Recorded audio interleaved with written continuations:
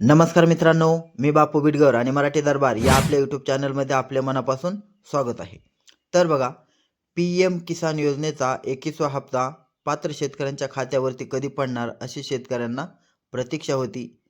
आता हा हप्ता कधी पडेल याचं आपण गेल्या वेळेस सांगितलं होतं की बिहारच्या निवडणुकीचा रणधुमाळी सध्या चालू आहे आणि ज्या वेळेस याची आचारसंहिता संपेल, याचा निकाल लागेल, त्यावेळेस याची तारीख जाहीर केली जाईल.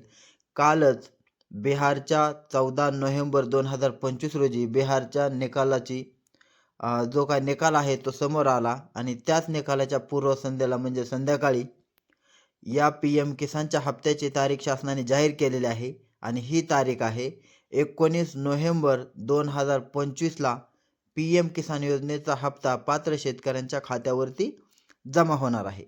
त्याच्यामुळे बघा, ज्या शेतकऱ्यांचं अजूनही DBT क्लिअर नसेल किंवा तुमच्या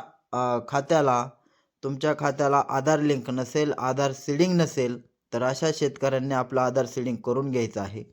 तर बघा, 9 कोटीपेक्षा जास्त शेतकरी याचे लाभार्थी आहेत देशभरामध्ये.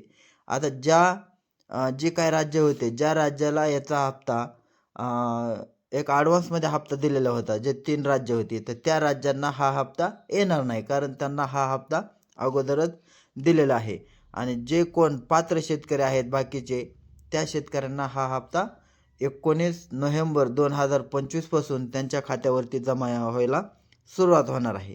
आता याच्यामध्ये बघा, याच्यामध्ये जी काही त्यांनी पडताळणी केलेली आहे की आपण गेल्या वेळेस सुद्धा व्हिडिओमध्ये सांगितलं होतं की समजा एका कुटुंबातील 2 लाभार्थी असतील, तर असे जे कोणी आहे, जे कोणी शासनाने ठरवलेल्या नियमाप्रमाणे जे कोणी अपात्र असतील, तर अशा शेतकऱ्यांना हा हप्ता येणार नाही. त्याच्यामुळे बघा, आता याची ज्यावेळेस लिस्ट येईल किंवा हे पैसे ज्यावेळेस 19 नोव्हेंबरला वितरित होतील, त्यावेळेस समजेल की याच्यामध्ये पात्र कोण आहे आणि अपात्र कोण आहे. त्याच्यामुळे शेतकऱ्यांना अजूनही विनंती आहे की ज्यांनी अजूनही कोणी फार्मर आय डी काढलं नसेल, तर अशा शेतकऱ्यांनी फार्मर आय डी काढून घ्यायचा आहे.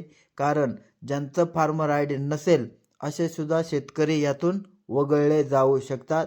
कारण फार्मर आय डी हे अत्यंत महत्त्वाचं असं शेती संबंधितलं डॉक्युमेंट झालेलं आहे. धन्यवाद.